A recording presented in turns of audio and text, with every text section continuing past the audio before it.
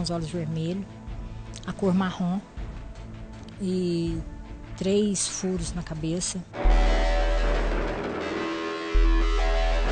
É aqui que desde 2008 figuras misteriosas vêm surgindo ano a ano nas mais diversas plantações. Vê aí no mundo inteiro, Inglaterra, acontecimentos parecidos, né? Mas a gente nunca imagina que vai acontecer no quintal da casa da gente, né? Nunca detectamos a ação humana. Não há sinal de nada. Não há pegada, não há marcas, não há nada. Essa luz existe mesmo, entendeu? Ela vem e ela fica andando para o lado esquerdo, para o lado direito, se aproximando de você. No total, mais de 400 pessoas teriam sido atingidas por essas luzes que vinham do céu. E a gente ficava com medo mesmo, a gente nem saía de casa. O pessoal não queria ser atacado, né?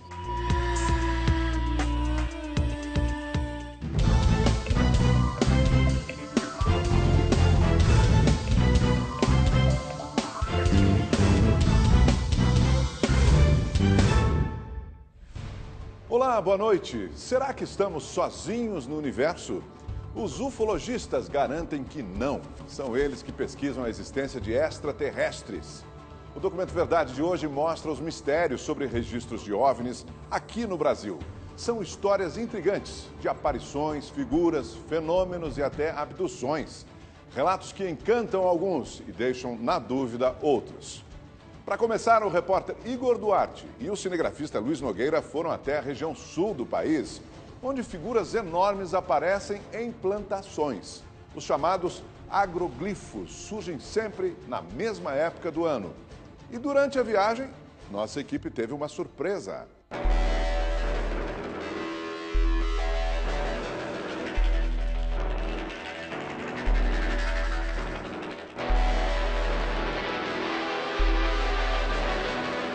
De objetos voadores não identificados a figuras misteriosas em plantações.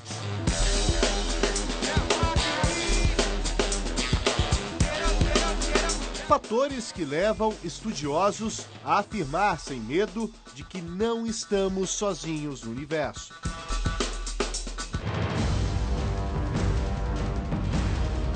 A população do planeta como um todo, dentro de muito pouco tempo, talvez no máximo uma década e meia, vai receber oficialmente dos dirigentes de seus países ou das grandes potências a descoberta, a informação da descoberta de outras formas de vida inteligente.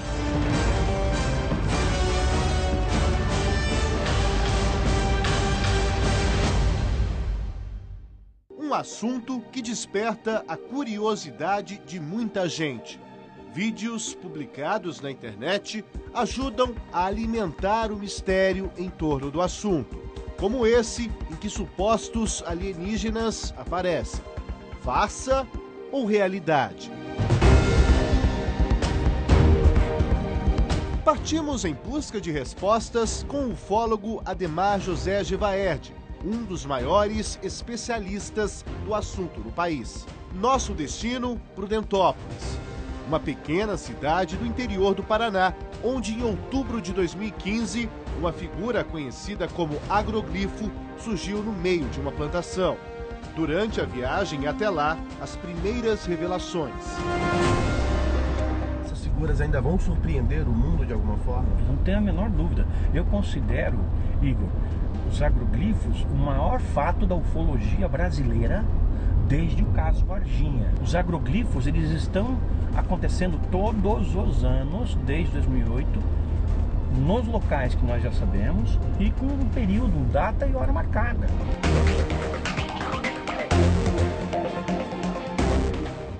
Quando eu entro no agroglifo, vejo aquilo e falo, meu Deus, é exatamente igual o fenômeno que acontece na Europa. Inclusive naquele dia eu falei ali, para quem quis me ouvir, já tinha uma multidãozinha de interessados, imprensa, falou, olha, isso aqui vai acontecer de novo. Se a cidade foi escolhida para receber esse fenômeno, historicamente aconteceu em todas as outras, esse fenômeno vai se repetir. Geralmente os agroglifos surgem no meio de plantações de trigo próximas a estradas de terra. As primeiras figuras surgiram no Brasil em 2008, numa cidade chamada Ipuaçu, no interior do estado de Santa Catarina. Nós vamos para lá, mas antes vamos parar numa plantação aqui na cidade de Prudentópolis, no interior do Paraná, onde em setembro de 2016 surgiu a última figura. Essa figura, claro, gerou uma grande curiosidade para os ufólogos, pesquisadores que vêm estudando há muito tempo todas essas figuras. Foi aqui, no meio dessa plantação, que surgiu então a última figura. Hoje é uma plantação de soja, mas na época era uma plantação de trigo. Não tem mais nada aqui, mas a pergunta que fica é, afinal de contas, quem teria feito uma figura como essa? Que tipo de mensagem essa pessoa que fez queria passar? E, aliás, teria sido feita por seres de outros planetas? Giver, aonde estava exatamente a figura aqui no meio da plantação?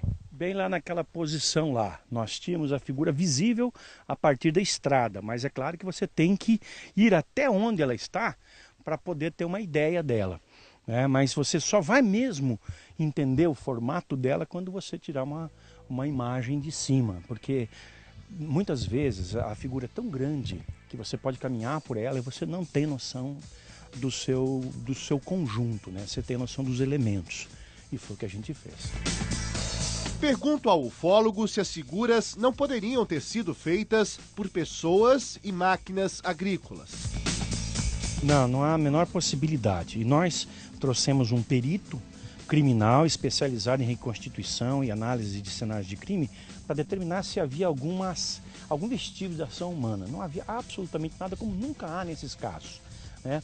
Além do que, nós medimos a área do agroglifo e fizemos uma análise. Uma pessoa sozinha para produzir esse agroglifo precisaria trabalhar 65 horas dobrando as plantas. Em todos os agroglifos há alguns detalhes que parece que servem para essas inteligências testarem a nossa capacidade de investigação e de entendimento desse fenômeno. Quando você diz inteligências, você quer dizer que seres de outros planetas? É nisso que você acredita? São sempre figuras geométricas, e geometria é matemática. Então há um padrão característico de uma linguagem matemática sendo empregada. As análises feitas na área de microbiologia por uma especialista demonstraram que o solo no interior do agroglifo estava praticamente esterilizado e fora as bactérias, os micro-organismos estavam presentes de maneira como seria normal. Insisto com o especialista se as figuras não podem mesmo ser fruto de ação humana. Nunca detectamos a ação humana. Não há sinal de nada. Não há pegada, não há marcas, não há nada. O trator talvez poderia ter feito? Não. A forma de amassamento ou de acamamento das plantas é muito distinto, é muito preciso. Um trator, ao contrário, ele trituraria as plantas. Mas nem todos os ufólogos pensam assim. Não existe nenhuma evidência que relacione o fenômeno ufológico, ou seja, objetos voadores não identificados, com o fenômeno dos agroglifos no Brasil. Então, isso por si só já elimina a relação dos temas. Para Joseph, os agroglifos foram feitos por humanos. E ele explica como. Todos os centros dos círculos estão na roda do trator. Por quê? É por onde a pessoa entra andando sem deixar rastros, é onde ela marca o centro do círculo, a segunda pessoa anda pelo mesmo rastro e então começa a traçar o círculo. Da plantação onde nós estávamos, onde surgiu no ano passado um agroglifo, nós viemos para essa outra plantação, uma plantação de feijão, que fica a cerca de 20 quilômetros do local onde nós estávamos. E é aqui que surgiu a primeira figura misteriosa aqui da cidade de Prudentópolis. Foi exatamente aqui nesse ponto onde está aqui o dono da fazenda, que cuida da plantação, é o Tito. Tito, obrigado por receber a gente. Você se recorda do dia em que essa figura surgiu? Você chegou a ver algo de estranho aqui na fazenda? Na verdade, ocorreu em 6 de outubro de 2015, mas não percebi nada de estranho, não. Não viu nenhum movimento estranho, pessoas que possam ter entrado, por exemplo, aqui feito essa figura? Não, de forma alguma. Nem mesmo os vizinhos, ninguém observou nada de diferente aqui. Nenhuma luz estranha? Não. Ninguém relatou nada. Dá para ver que na região aqui tem bastante moradores, ninguém viu nada. Vamos andar aqui, porque foi exatamente aqui, né, que apareceu essa figura. Aqui seria o centro, né, o centro da figura, aproximadamente aqui. Aí tinha mais 4 círculos aqui na frente e mais 2 círculos bem grandes aqui. Começavam lá e acabavam lá atrás. É uma coisa bem grande mesmo. A gente vê aí no mundo inteiro, Inglaterra, acontecimentos parecidos, né? Aqui no Brasil, Santa Catarina, mas a gente nunca imagina que vai acontecer no quintal da casa da gente, né? Se isso tivesse ocorrido, por exemplo, durante a madrugada, vocês com certeza teriam acordado com barulho de alguma máquina? Ah, sem dúvida, né? Se tivesse algum barulho, alguma máquina, alguma luz, ia perceber, sem dúvida nenhuma ia ser percebido, né? Mas não foi percebido nada. Está chegando aqui na casa da Rose, que mora bem ao lado aqui da fazenda onde apareceu a figura misteriosa. Rose, você se lembra exatamente do dia que apareceu? Se lembra se ouviu alguma movimentação, algum barulho? Na noite não. Não, é que foi de noite, né? Na noite não. Nem de dia nada? Nem de dia nada, só no outro dia que a gente foi ver o que tinha acontecido. Você acha que pode ter sido alguma pessoa, enfim? Eu acho que não, porque a hora que nós chegamos lá, as entradas estavam tudo intacta, só aquele negócio bonito no chão.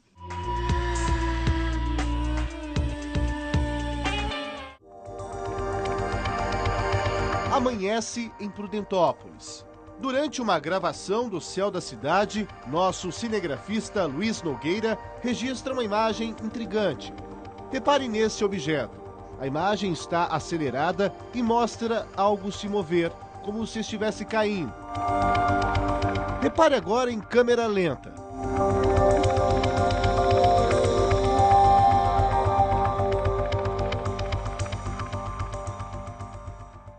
Mesmo sem respostas, é hora de seguir viagem rumo a Ipuaçu, em Santa Catarina. De Prudentópolis até aqui, a cidade de Ipuaçu, são cerca de 340 quilômetros de distância. Como a gente pode observar, é uma cidade bem tranquila, pacata e tem pouco mais de 7 mil habitantes. E é aqui que desde 2008 figuras misteriosas vêm surgindo ano a ano nas mais diversas plantações. E nós vamos até um desses locais onde em 2014 surgiram 2 agroglifos. Mas antes, vamos acompanhar as imagens dessas figuras feitas na época por um drone. Foi exatamente aqui, nessa plantação de milho, cerca de 150 metros para dentro aqui da plantação, que esses 2 agroglifos surgiram. Um tem cerca de 6 mil metros quadrados e o outro tem cerca de 4 mil metros quadrados. Bom, Gevaert, um agroglifo já chama atenção, agora 2 no único dia. Isso acontece e aconteceu já inúmeras vezes. Aqui em Ipuaçu nós tivemos isso desde o primeiro ano em que isso surgiu em 2008. Eu acho que se a gente tentar fazer é impossível, né? É uma coisa perfeita. E chama atenção por isso aí, não tem tecnologia nenhuma na Terra que seja capaz de fazer aquilo ali. Aqui em Ipuaçu, a população em peso da cidade já fala sobre os agroglifos e não poderia ser diferente. Aliás, um deles surgiu numa plantação perto aqui da casa do seu Valdemar Visoli. Seu Valdemar, o que te chamou mais atenção quando você se deparou ali com o desenho misterioso? Eu me impressionou do desenho ser tão bem feito e um desenho grande. Ele é um desenho que eu acho que, sei lá, o pessoal aqui da nossa região não consegue fazer. Vamos caminhar então até lá, porque daqui da casa do seu Valdemar até o local onde surgiu o agroglifo, são cerca de 500 metros de distância. Mas A gente vai se posicionar aqui, porque daqui a gente consegue ver toda a plantação ali. A gente vai utilizar um drone também, você de casa está acompanhando as imagens aéreas, onde teve essa figura misteriosa, onde apareceu essa figura misteriosa. A gente está colocando as imagens aí da época com a figura, mas daqui até lá, você já conseguia ver esse desenho ou não? Conseguia ver 100%. 100% porque o terreno favorece para a gente ver, né? Você foi o primeiro a ver esse desenho? Foi os primeiros a ver o desenho. Você viu daqui? Eu vi daqui. Cada vez que aparecem esses desenhos, eles são tão rápidos que parece que o cara passou ali e não estava. Daí a meia hora estava feito. Então são coisas rápidas que a pessoa não dá tempo de ver. Para os ufólogos, não há dúvidas de que os agroglifos foram provocados por seres de outros planetas. Apesar de nossa viagem ter sido esclarecedora, a pergunta continua: existe vida inteligente fora da Terra?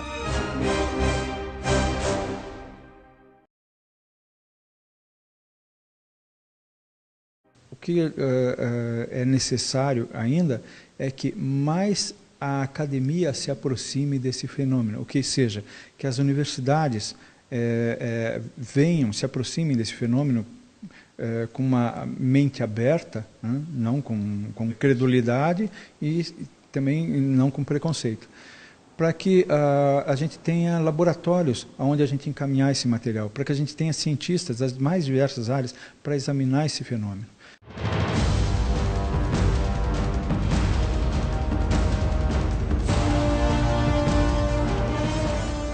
E na região norte do Brasil, um mistério até hoje sem explicação. Fenômenos que aconteceram na década de 70 assustaram a população da ilha de Colares, no Pará. Para investigar as aparições de OVNIs, a aeronáutica brasileira montou uma operação sem precedentes no país. O caso ficou mundialmente conhecido como Operação Prato. O repórter Emerson Tchalian e o cinegrafista Orlando Silva foram até lá numa aventura e contam agora essa história. Uma ilha cheia de mistérios. Uma população assustada. Aquela luz, quando vem pra cima da gente, você vai pegar, a gente queima. Uma história que teve um começo, mas que ainda não tem um fim. A equipe do Documento Verdade veio até o Pará, na região amazônica, em busca de um dos casos mais intrigantes da ufologia mundial. Nosso destino é a ilha de Colares, a cerca de 100 quilômetros da capital Belém. A gente está desembarcando agora em Colares, na Baía do Litoral de Marajó. Eu ainda não sei o que a gente vai encontrar aqui, mas eu tenho certeza que esse povo tem muito a dizer. E é só chegar aqui para perceber que um assunto é inevitável. Essa luz existe mesmo, entendeu? Ela vem e ela fica andando para o lado esquerdo, para o lado direito, se aproximando de você. Em 1977, começaram a surgir relatos de aparições de OVNIs na região amazônica. As notícias ganharam destaque nos principais jornais da região. Seu Ivan tem 82 anos. É pescador, como a maioria dos homens da ilha. No auge das aparições, nos anos 70, ele estava no mar quando viu uma luz que até hoje não sabe explicar. Veio passando aqui, aparelho, sabe? Porque nós vimos. Aquela luz, como ninguém conta, né? Aquela luz verdeada, bonita, né? Aí nós suspendemos a nossa luz daqui, aquela luz aprofundou. Aí desapareceu. Muitos que vivem aqui têm histórias parecidas. Uma luz forte, alta, vermelha, branca, dá um focão vermelho e depois vai baixando branca. O fenômeno teria ido muito além dos contatos visuais. Os moradores relataram que foram vítimas de um inexplicável feixe de luz que vinha do céu. A luz era lançada por objetos voadores não identificados de vários formatos. O feixe de luz provocava cortes, perfurava a pele e sugava o sangue dos habitantes. 2 pessoas teriam morrido nos ataques. Os relatos, que à primeira vista pareciam absurdos, foram repetidos por centenas de moradores de Colares. A ilha foi sendo abandonada pelos seus moradores. Dos 10 mil habitantes que havia na ocasião, 9 mil foram embora. E os 1.000 que ficaram não podiam plantar, não podiam pescar, que eram as únicas atividades da ilha, porque eram atacadas. No total, mais de 400 pessoas teriam sido atingidas por essas luzes que vinham do céu. Elas foram atendidas aqui, neste posto de saúde, o único da região até hoje, por profissionais de Colares. Eles relataram que as vítimas tinham queimaduras de 1º grau e marcas de perfurações. Muito susto da população. Era uma coisa que até eu ficava assustado de ver aquela coisa horrível, sabe? O pessoal tá se queixando, sabe? E a gente ficava com medo mesmo, a gente nem saía de casa, pensando que ia ser atacado, né? Dona Maria José é técnica de enfermagem do posto. Seguiu a profissão da mãe, que trabalhava aqui quando tudo aconteceu. As pessoas chegavam com hematoma no pescoço, né? Aqui na parte do abdominal, por onde tinha sido atingidas, né? Dona Maria diz que também viu as luzes e que se juntava ao povo nas ruas para espantar os aparelhos. Fazia fogueira, batia tampa de panela. A médica Velaide Carvalho era diretora do posto e atendeu cerca de 80 pacientes que teriam sido vítimas das luzes misteriosas. Tentamos um contato com ela, mas a médica, que hoje trabalha em Ananindeua, próximo a Belém, disse que não fala mais com a imprensa brasileira. Em uma entrevista feita anos atrás para uma revista, a médica fez o seguinte relato. Apesar de na época ter apenas 22 anos e de ser extremamente cética, comecei a perceber alterações inexplicáveis para a medicina. E relatou que teria sido obrigada a mentir. Fui pressionada pela aeronáutica a convencer as pessoas atingidas pelas luzes de que elas estavam sendo vítimas de uma alucinação coletiva e que aquilo que elas viram nunca existiu. Ela afirma que houve vítimas fatais nos ataques. Um dos pacientes atendidos pela médica mora até hoje na ilha e nós fomos até ele. Nilton Cardoso de Oliveira, 61 anos, é citado como o único homem ainda vivo que teria sido vítima das luzes misteriosas de Colares. Eu não sei não como foi aquilo, porque a casa lá, de quando eu vi aquele negócio estava me apertando, me agoniando, sabe, que quando eu vi, mas aquilo me deu umas 3 sugadas daqui, ó, desse lado aqui do meu pescoço aqui. Igual aquilo, parece quando a gente esbarra numa eletricidade, que dá aquele choque. Ela estava acordada e ela começou a gritar. Um tio dela que estava logo assim, ela começou a gritar: tio, meu padrinho, meu padrinho, meu padrinho, pelo amor de Deus, vem aqui, que tá dando um negócio no Nilton, né? Casa cheia de gente, a população de lá, atirando para cima, era bala lá para cima. Eu digo, o que é isso que está acontecendo? Ainda mais no escuro, não tinha energia. Aí ela disse assim, o chupa-chupa te chupou. O pescador, que tem dificuldade de locomoção, teria ficado com sequelas da luz misteriosa. Até hoje eu sinto muita dor na minha perna, não sei se é desse negócio. Eu não era assim, eu era um homem que eu trabalhava pra caramba. Peço que isso nunca venha mais nessa coisa, mas é porque isso não é fácil, não. Mas ele não seria o único sobrevivente. Percorrendo outros pontos da ilha, numa localidade distante do centro de Colares, encontramos Dona Carmen. Ela garante que também foi vítima da luz. Estava dormindo.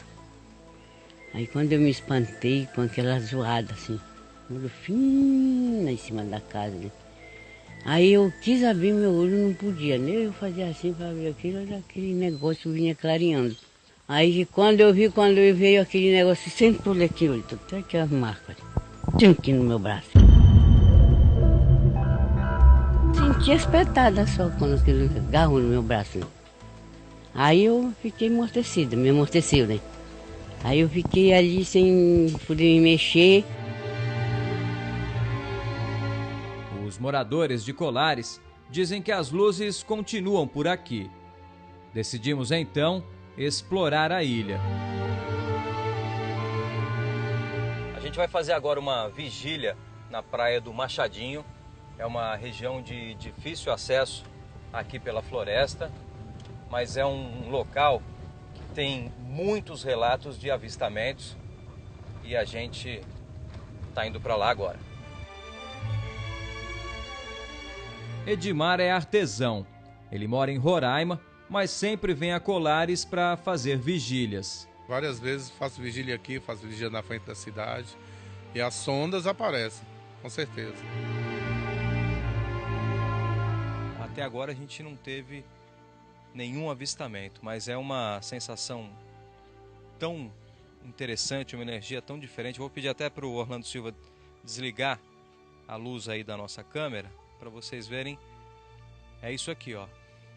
Essa é a natureza que a gente está sentindo agora aqui na ilha de Colares. Depois de quase 3 horas de olho no céu e nenhum flagrante, decidimos encerrar a vigília. O que a população daqui viveu no final dos anos 70 agitou a cidade e também as Forças Armadas brasileiras. Como os relatos se multiplicavam cada vez mais e os fenômenos no céu da Amazônia pareciam cada vez mais inexplicáveis, a aeronáutica foi chamada para investigar o que realmente acontecia aqui. Era o início da Operação Prato, até hoje a maior missão militar brasileira para investigar objetos voadores não identificados. Uma pequena equipe com oficiais da aeronáutica desembarcou em Colares em outubro de 1977. O experiente capitão Uirangê Holanda era o comandante da operação. E ele foi imbuído da intenção de mostrar que não havia nada disso. E aí, logo no início, ele se convenceu do contrário. Os militares montaram uma base de operações na praia de Humaitá, bem abaixo dessa samalmeira, a árvore mãe da Amazônia, que pode atingir até 70 metros de altura. No local, havia muitos relatos de aparições. A luz era vermelha, azul, verde. Umas 4 vezes eu vi passar.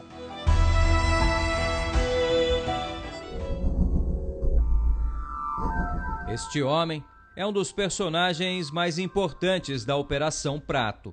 O pescador Rosil de Oliveira foi o guia do capitão Holanda durante toda a investigação.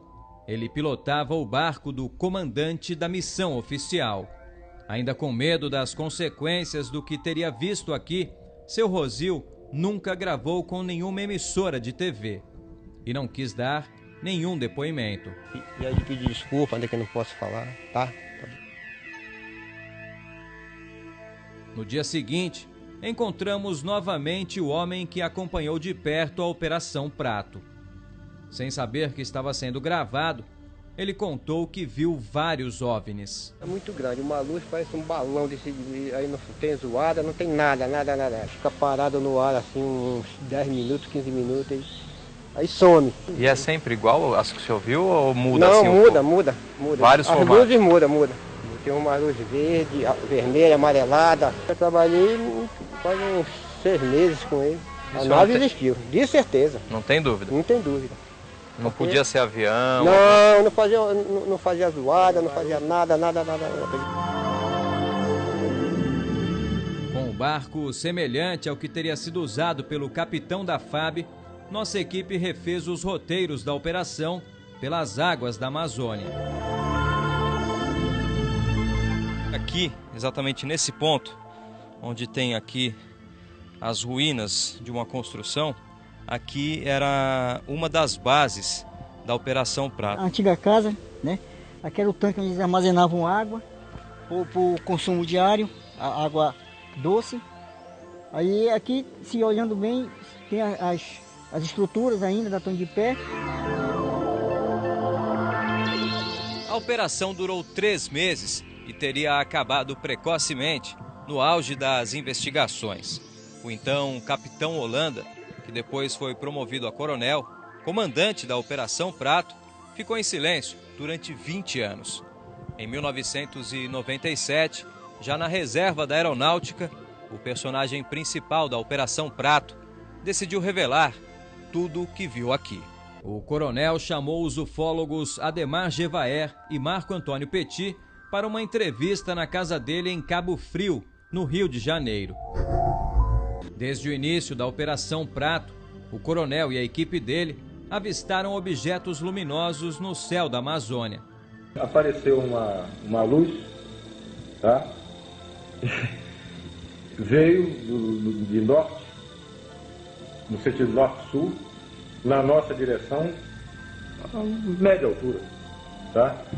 E realmente quando chegou, ela se deteve e fez um círculo em torno. Depois foi embora, tá? Brilho azul, forte.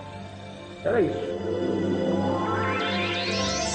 E depois de um mês, as coisas eram em cima da equipe. Eles já estavam em cima da gente, eles sabiam o que a gente estava fazendo. Mas com um tema tão polêmico, a operação precisava de provas materiais. E eles conseguiram. Fizemos muitas fotografias, mais de 500. Quantas fotos de UFOs foram feitas? Quase todas tinham. O coronel afirma que durante a operação, um dos avistamentos foi o mais impressionante. Eu só vi aquela luz muito forte, tá? Muito forte, um azul estranho, mas muito alto, muito grande, um sol enorme na nossa frente. Imenso, um troço inacreditável, incrível. Nós ficamos parados olhando e agora? Aí eu fiquei com medo. O oficial da FAB, que comandou a maior missão militar no Brasil, de caça aos OVNIs, acredita que o governo encerrou a operação porque não teria como explicar o fenômeno que acontecia na Amazônia. Quem são? Não tem resposta. De onde vem? Não tem resposta. O que eles querem? Também não tem resposta. Pouco depois dessa entrevista, no final de 97, antes mesmo da publicação, o coronel Holanda foi encontrado morto, enforcado. As declarações e depois a morte do coronel Holanda lançaram ainda mais curiosidades sobre o que realmente teria acontecido em Colares. Mas ainda faltavam as evidências, as provas, as imagens. Será que realmente existiam? Existiam e foram finalmente divulgadas depois de uma pressão da comunidade ufológica brasileira. Aqui temos documentos originais do Ministério da Aeronáutica, do 1º Comando Aéreo Regional, Estado-Maior, 2ª Seção, aqui de Belém. Há relatos, repito, oficiais da Aeronáutica sobre avistamentos de objetos voadores não identificados. Esse documento, inclusive, né, doutor, fala aqui sobre filmes que a Aeronáutica fez na época de Super 8. Assim como também foram feitas uma série de fotos, né?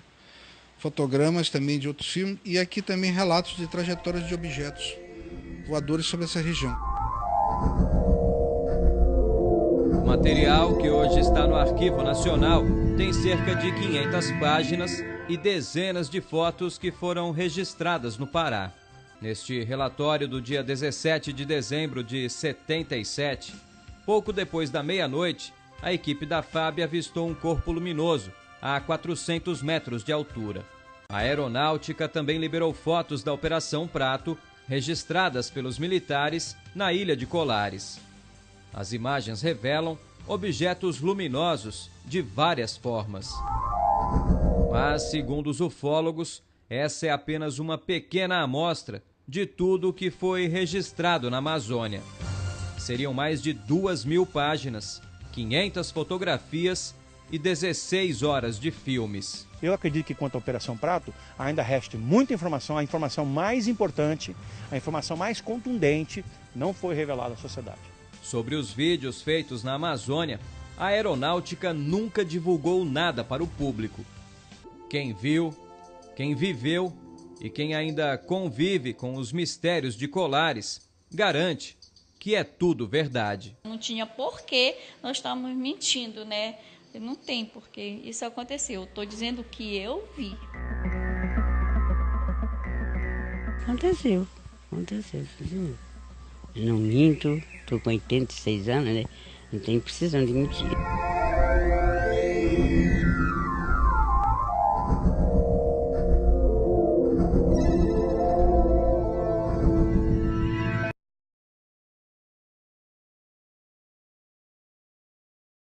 E quando se fala de extraterrestre, Varginha, no sul de Minas Gerais, é um dos lugares mais simbólicos no Brasil.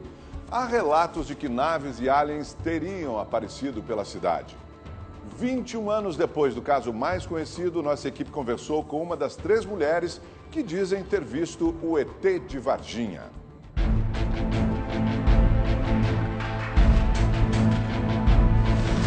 Um episódio que intriga até mesmo os mais céticos.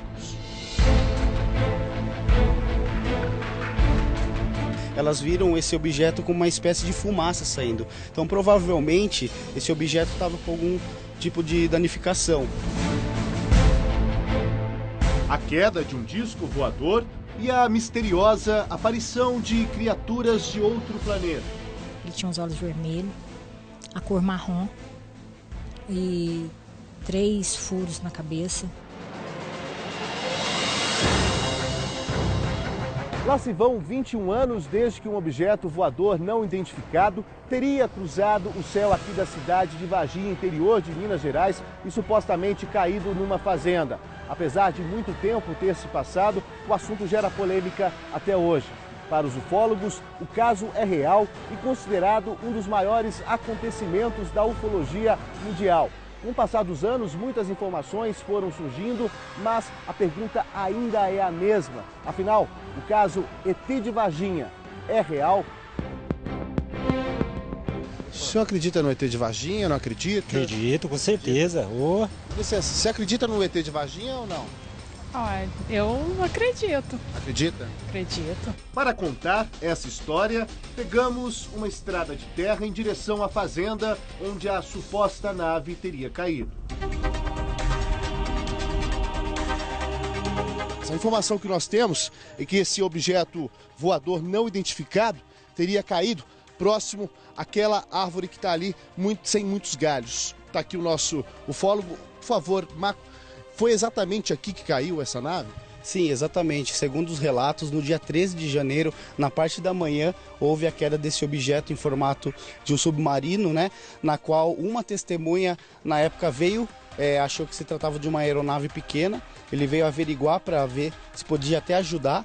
E onde ele encontrou já o exército, vários caminhões do exército aqui recolhendo o material metálico na qual estava espalhado aqui por este pasto, né? Vamos caminhar um pouco por aqui? Agora eu te pergunto, teve alguma explosão? As pessoas ouviram? Sim, houve sim. Houve um casal de fazendeiros aqui próximo que escutou o estrondo no dia da parte da manhã, tanto que eles acharam que tinha caído alguma coisa, um meteorito, algo do tipo. Exatamente uma semana depois, os relatos de 3 mulheres ganharam as páginas dos principais jornais. Era o que faltava para o episódio entrar de vez na história. Kátia é uma dessas mulheres. Mesmo depois de muito tempo, ela ainda se lembra com detalhes do dia em que afirma ter visto um ET. A Liliane viu primeiro e deu um grito. Aí depois, logo atrás eu cheguei e já vi também. Aí depois veio a Valquíria, já pegou no meu braço, já nervosa, gritando. E o que é isso? E eu fiquei extasiada, né? Não saía do lugar. Essa imagem que você está vendo em casa agora, dessa figura do possível ET de Varginha, na verdade, não é nada parecida com o que você viu. É o mais próximo que chegaram. Seria isso, Cátia? Sim. Não tem nada que esses estátuas que tem em Varginha, que tem no centro, que o pessoal me mostra, não tem nada a ver com o que eu vi. Ele tinha os olhos vermelhos, a cor marrom e 3 furos na cabeça, não era chifres, igual o pessoal fala. E estava agachado, magro, sem roupa. Tem uma informação de que seria um senhor que mora aqui em Varginha há muitos anos e que é um mudo, um senhor que é mudo. Você acredita que você pode ter se confundido de alguma forma? Não. Visto esse homem mudo? Não, eu conheço ele. Ele tem um período de Mudinho, porque a gente não sabe o nome dele. Então todo mundo conhece ele como Mudinho, né?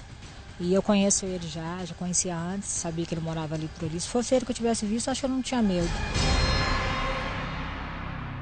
Para o ufólogo, o fato da suposta criatura ter sido vista a quilômetros de distância do local onde o misterioso objeto teria caído tem explicação. Provavelmente esse objeto estava com algum tipo de danificação. Então a gente acredita que esses seres, de repente, poderiam ter apertado um botão de eject, como nossos pilotos da aeronáutica ou da aviação civil fazem, enquanto estão quando estão em voos, e de repente foi uma maneira de eles se safarem desse acidente. Você em algum momento se perguntou, eu acho que vi demais, eu me enganei, será que eu me enganei? Nunca pensei isso, nunca pensei dessa forma, porque eu tinha certeza que o que eu vi era uma coisa surreal.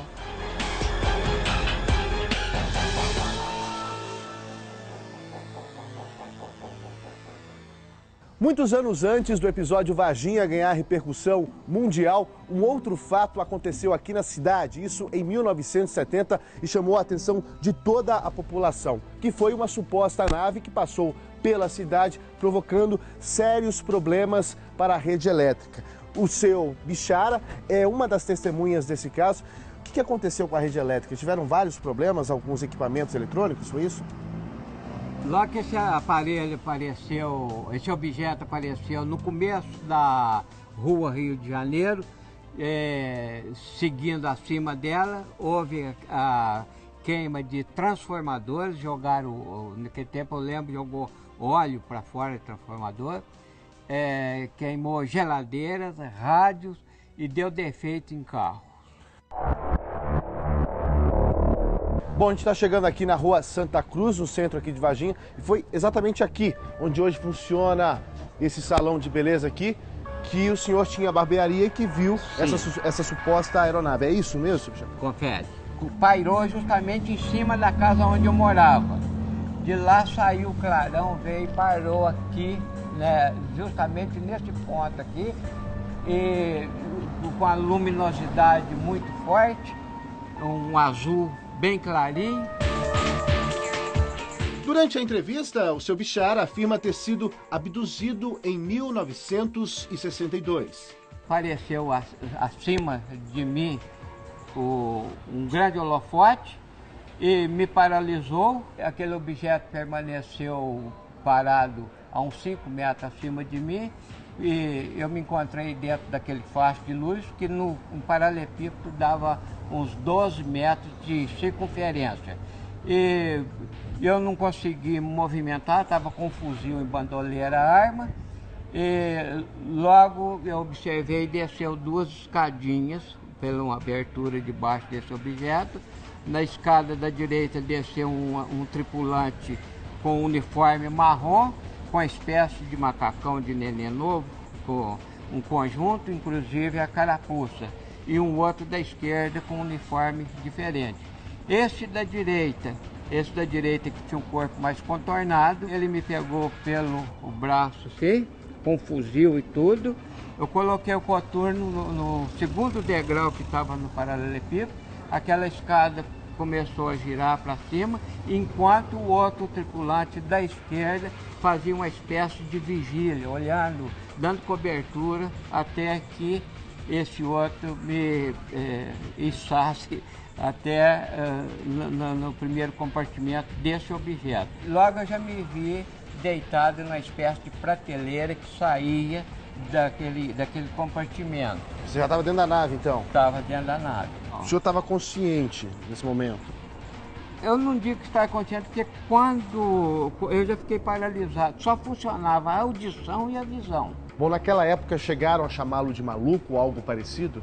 Não, as pessoas assim, muito mal informado, porque graças a Deus, pela amizade que a gente tem, pelo convívio, então ele, como diz, não acreditava, mas também não judiaram muito, né?